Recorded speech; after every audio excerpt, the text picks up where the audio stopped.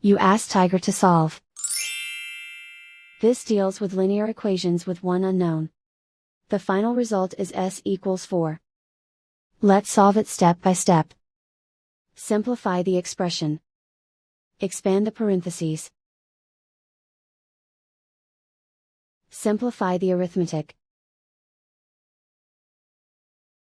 Group all constants on the right side of the equation.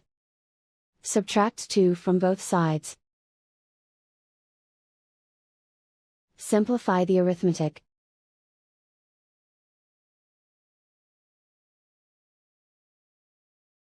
Isolate the k. Divide both sides by 2. Simplify the fraction. Find the greatest common factor of the numerator and denominator.